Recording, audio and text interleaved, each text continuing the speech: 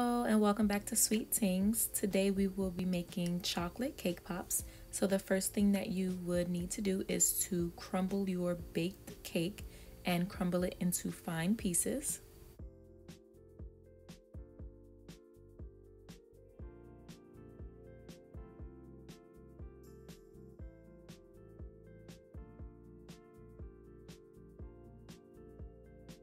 The next step is to start with a small spoon of frosting. In this case, less is more, so we do want to start out with a small amount.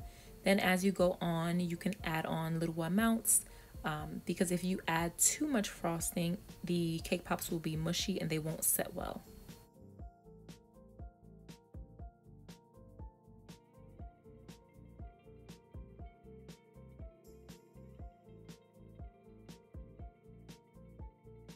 As you can see here, the cake is still a bit crumbly. It falls apart easily. So now that tells you that you would need to add more frosting. Add in more frosting, keep mixing, and pay attention to the texture of the cake mixture.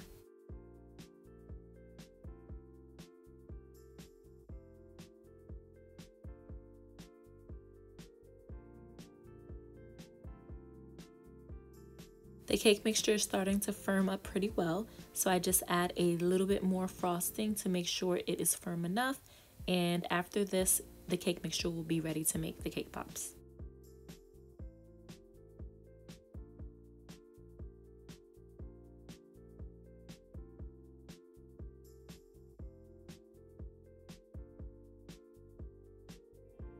You can choose to use the silicone molds to get the perfect and same size balls, but I am just going to be using my hands today. I'm going to eye it to try to get all of the balls the same size.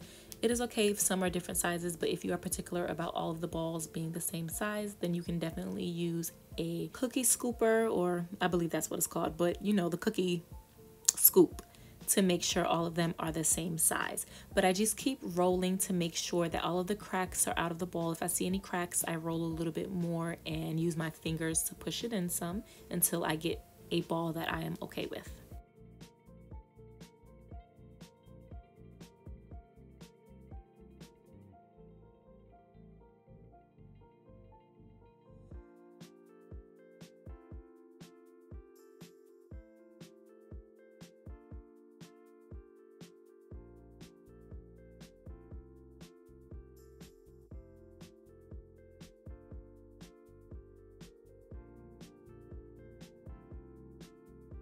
So now that all of my cake balls are ready, we are ready to get the dipping process started. I already have my chocolate melted. If you need to learn how to melt chocolate, I do have a video on that and I will link the link up at the top. But you get your stick, you dip it in the melted chocolate, then you want to dip that into the cake ball. You want to let those set, and this will help prevent the sticks from falling out when you dip the ball into the chocolate.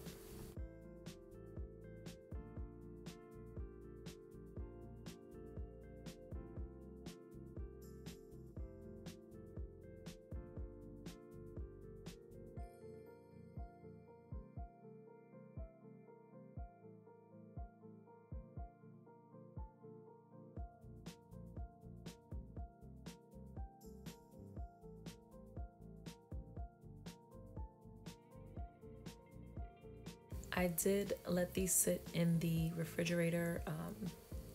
If you want to let them sit in the refrigerator, leave them in there for about 5 to 10 minutes.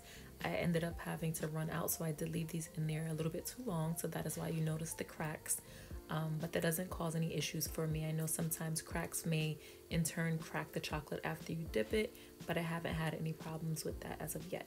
But you can also leave these cake pops out to dry instead of putting them in the refrigerator as well.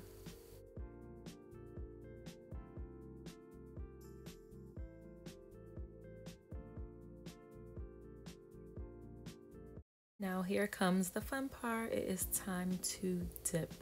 Now I like to dip straight down and then pull back up and twist and rotate as I am coming up. Do want to tap the stick on the side of the measuring cup to make sure all of the excess chocolate drips off, because if you don't let the excess chocolate drip off, it will drip down the stick when you put it facing up. And here I am just showing you the dipping process again. Dip, pull it up and rotate, and make sure you shake off all of that excess chocolate so we won't have a pool dripping down the stick of chocolate.